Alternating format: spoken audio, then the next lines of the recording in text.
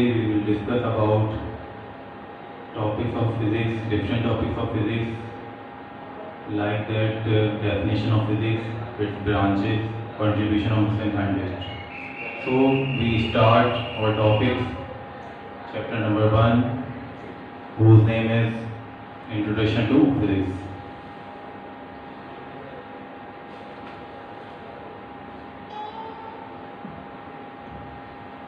So introduction, what is the introduction of physics? Introduction जो chapter 1 है आपका, उसमें इंट्रोडक्शन के बारे में बताया गया है कि फिजिक्स की डेफिनेशन ऑफ फिजिक्स क्या है। फिजिक्स की डेफिनेशन की अगर हम बात करें तो यहाँ पे एक पॉइंट में, एक सेंटेंस में मैं ये कहूँगा कि इट इज़ द रिलेशन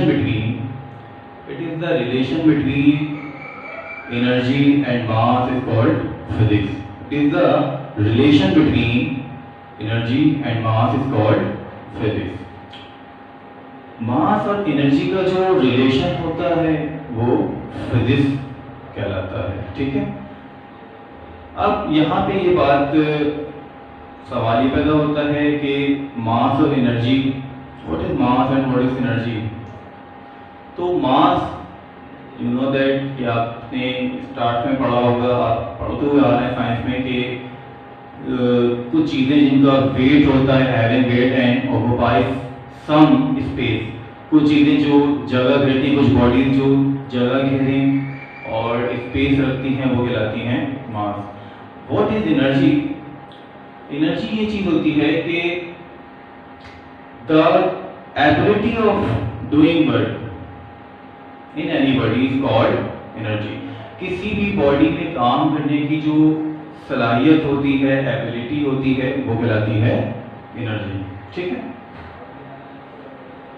यानी काम करने की सलाहियत या एबिलिटी को हम एनर्जी कहते हैं। तो the relation between mass and energy is called physics. अब हम इसकी बात करते हैं ब्रांचेस की। जैसे कि आप देख सकते हैं ये ब्रांचेस ऑफ फिजिक्स, जैसे हमने ये आपने 9th क्लास में पढ़ा था केमिस्ट्री की ब्रांचेस, आप स्टडी कर चुके हैं। तो इसी तरीके से फिजिक्स की ब्रांचेस, कुछ ब्रांचेस होती हैं, मेन ब्रांचेस होती हैं। कॉमनली तो वैसे बहुत होती हैं ब्रांचेस, लेकिन जो मोस्ट इम्पॉर्टेंट मेजर ब्रांचेस हैं वो आपके सामने हैं। पहली है mechanics. It deals with the motion of object with or without effect related to electric charge. It deals with the motion of object with or without reference of force. What is mechanics?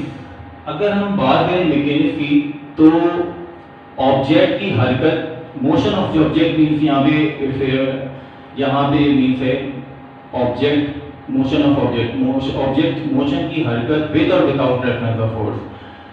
Reference of force के reference से और without reference of force के जरिए ऐसी हरकत, ऐसी motion जो with और विदाउट रेफरेंस ऑफ फोर्स हो, इसकी डीलिंग कहलाती है मैकेनिक्स, ठीक है। And then electricity, it is concern with the phenomena and effect related to electric charge. Phenomena and effect related to electric charge. Electricity वो चीज होती है जो डीलिंग करती है, कंसर्न करती है इलेक्ट्रॉन और प्रोटॉन की इफेक्ट पर, कि इलेक्ट्रॉन और प्रोटॉन किसी बॉडी पर कैसे इफेक्ट करते हैं, ठीक है। एंड देन उसके बाद है हमारे पास electromagnetism. Electromagnetism it deals with the observation principle, laws and method that relate electricity and magnetism.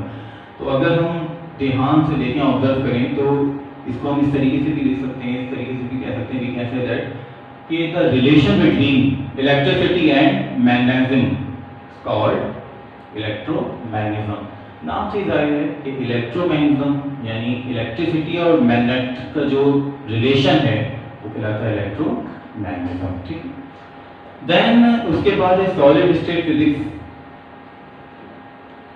Name से ही आपको डेफिनेशन का आइडिया हो गया होगा। सॉलिड स्टेट ऐसी स्टेट्स में जो चीज़ें होती हैं, सॉलिड स्टेट में जो चीज़ें होती हैं, उनकी डीलिंग, उनकी स्टडी, उनका स्ट्रक्चर, उनकी प्रॉपर्टीज की स्टडी कहलाती है solid state physics. And atomic physics structure, अगर आप यहाँ पर देखिए ध्यान से, structure and properties of the atom, it is concern with the structure, it is concern with the structure and properties. किसी भी अगर हम बात करें सॉलिड हो चाहे वो लिक्विड हो, चाहे वो सॉलिड हो चाहे वो लिक्विड हो चाहे वो गैस हो, उसके एटम का स्ट्रक्चर, उसके एटम की प्रॉपर्टीज की स्टडी करना, ये प्रोसीजर कहलाता है, ये प्रोसेस कहलाता है atomic physics. Then nuclear physics, वही बात आ जाती है कि नेम से ही डेफिनेशन का आइडिया हो जाता है। Nuclear physics, it is the branch, yeah, this is branch is concerned with the structure, properties and reaction of the nuclei of atom। किसी एटम के न्यूक्लियस की स्टडी, उसकी स्ट्रक्चर की, प्रॉपर्टीज की स्टडी कहलाती है न्यूक्लियर फिजिक्स। ये जो वर्ड है, ये आपको जो नजर आ रहा है न्यूक्लियर, ये न्यूक्लियस भी कह सकते हैं इसको। Biophysics, biophysics it is concern with the application of physical method. अब यहाँ एक जो वर्ड है ये कंसिडर करने के लायक है कि फिजिकल मेथड क्या होता है। Biophysics it is concern with the application, अब यहाँ एप्लीकेशन का मतलब होता है uses and explanation to biophysical system and structure. Physical method का मतलब यहाँ पे ये होता है कि अगर मैं आपको फिजिकल मेथड का मतलब आपको पहले बता दूं कि फिजिकल मेथड का मतलब यहाँ पे ये है कि अगर किसी रूम में बहुत ज़्यादा गर्मी हो रही है तो आपको भी गर्मी फील होगी, सीधी सी बात है, इसमें कोई लॉजिक नहीं है। अगर ठंड है तो आपको भी ठंड फील होगी। तो यहाँ पे फिजिकल मेथड का ये मतलब होता है कि जो इन्वायरमेंट में जैसा माहौल जो अभी चल रहा है, इन्वायरमेंट में जो इफेक्ट हो रहा है वो अभी आपकी बॉडी पर इफेक्ट लाजमी होगा।